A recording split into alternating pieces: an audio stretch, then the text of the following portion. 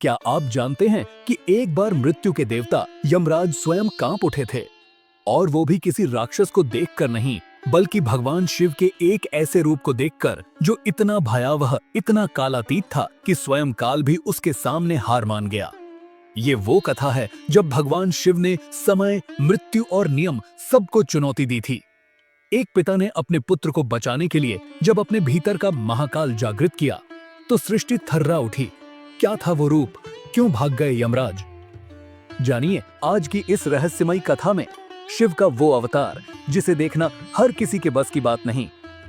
मार्कंडेय ऋषि की अद्भुत कहानी की शुरुआत यह कथा प्रारंभ होती है एक महान ऋषि मृकंडू और उनकी पत्नी मरुदमती से। वे अत्यंत धार्मिक, भक्त और तपस्वी थे, परंतु संतान सुख से वंचित थे। वर्षों की तपस्या के बाद उन्होंने भगवान शिव से एक वर मांगा, एक संतान का वरदान। शिव ने उन्हें दो विकल्प दिए, एक ऐसा पुत्र जो दीर्घायु हो लेकिन मूर्ख हो, या एक ऐसा पुत्र जो अल्पायु हो लेकिन अत्यंत तेजस्वी और ज्ञानी हो। ऋषि मृकंडू ने दूसरा विकल्प चुना क्योंकि उनके लिए ज्ञान, भक्ति और धर्म की ज्योति दीर्घ जीवन से अधिक महत्वपूर्ण थी। इस प्रकार जन्म हुआ एक दिव्य बालक का, मार्कंडेय। वह बालक जन्म से ही भगवान शिव का परम भक्त था। दिन रात शिवलिंग की पूजा करता था, भक्ति में लीन रहता था। किंतु उसके जीवन में एक छाया मंडरा रही थी। मात्र 16 वर्ष की आयु में उसकी मृत्यु निश्चित थी। यमराज का आगमन, मृत्यु का समय आ पहुंचा। समय बीतता गया और मार्कंडेय की भक्ति गहराती गई। जैसे ही उसकी 16वीं जन्मतिथि आई, नियति ने अपना कठोर नियम याद दिलाया। उसी दिन यमराज, मृत्यु के अधिपति, अपने वाहन भैंसे पर सवार होकर पृथ्वी पर आए। उनके हाथ में था उनका भीषण यमपाश, मृत्यु का फंदा, जिससे वे प्राणियों की आत्मा को खींच ले जाते हैं। मार्कंडेय उस दिन भी शिवलिंग की पूजा में लीन था। उसके होठों पर केवल ओम नमः शिवाय का जप था और उसकी आंखों में पूर्ण समर्पण की चमक थी। जब यमराज ने अपने पाश को चलाकर मार्कंडेय की आत्मा खींचनी चाही, वह पाश गलती से शिवलिंग पर भी पड़ गया। और यहीं से प्रारंभ हुआ वह अद्भुत दृश्य जिसने ब्रह्मांड की गति को रोक दिया। शिव का रौद्र रूप जब क्रोध की अग्नि प्रज्वलित हुई, जैसे ही यमपाश शिवलिंग को छूता है, एक अकल्पनीय ऊर्जा से सारा वातावरण कांप उठता है। आकाश में बिजली सी कौंधती है, धरती हिलने लगती है और शिवलिंग से एक महाकाल रूप में महादेव प्रकट होते हैं।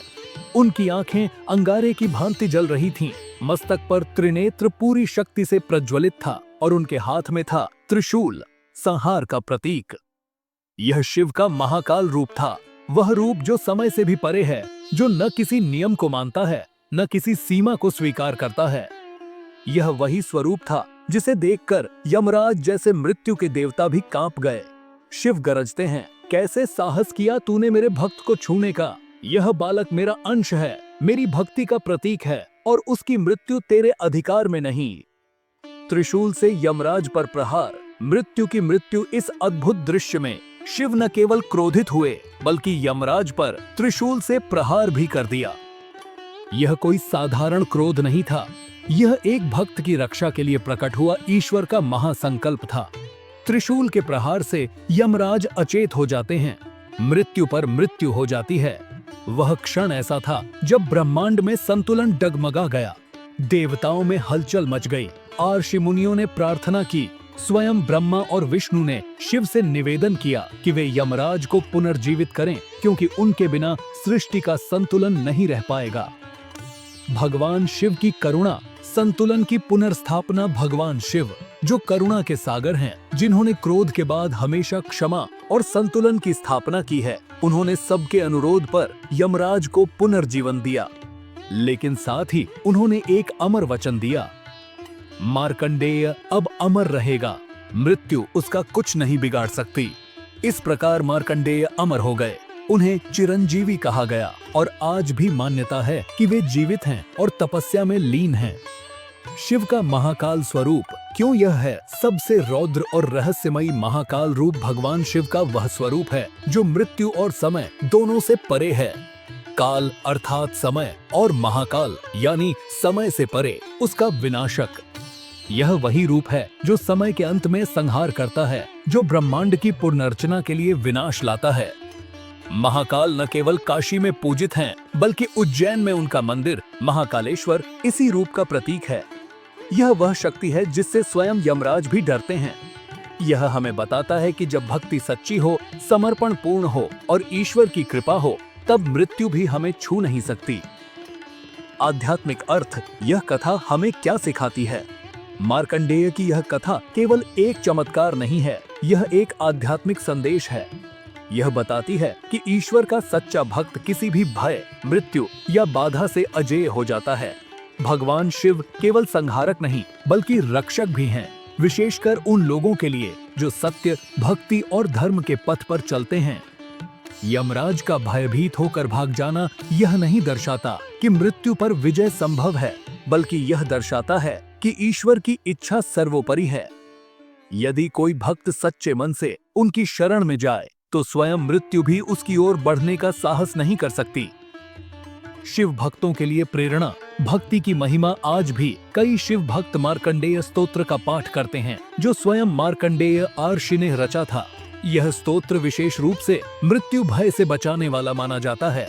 शिव की आराधना में एक ऐसी ऊर्जा है जो भय को भस्म कर देती है, जीवन को स्थिरता और शांति देती है। इस कथा से हम यह सीख सकते हैं कि श्रद्धा, भक्ति और ईश्वर में विश्वास ही सबसे बड़ी शक्ति है। शिव को केवल तांडव का देवता नहीं, बल्कि कृपा के सागर के रूप में देखना चाहिए। तो ये थी वह चमत्कारी और अद्भुत कथा जब भगवान शिव ने अपने प्रिय पुत्र मार्कंडेय की रक्षा के लिए स्वयं काल को ही पराजित कर दिया। यमराज, जो किसी के आगे नहीं झुकते, वो भी शिव के रौद्र रूप को देखकर भयभीत हो गए।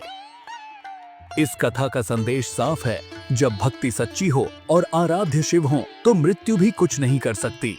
अगर आपको ये दिव्य और रोमांचक कथा पसंद आई हो, तो वीडियो को लाइक करें, चैनल को सब्सक्राइब करें और कमेंट में जरूर बताएं, क्या आपने कभी महाकाल के चमत्कार को महसूस किया है?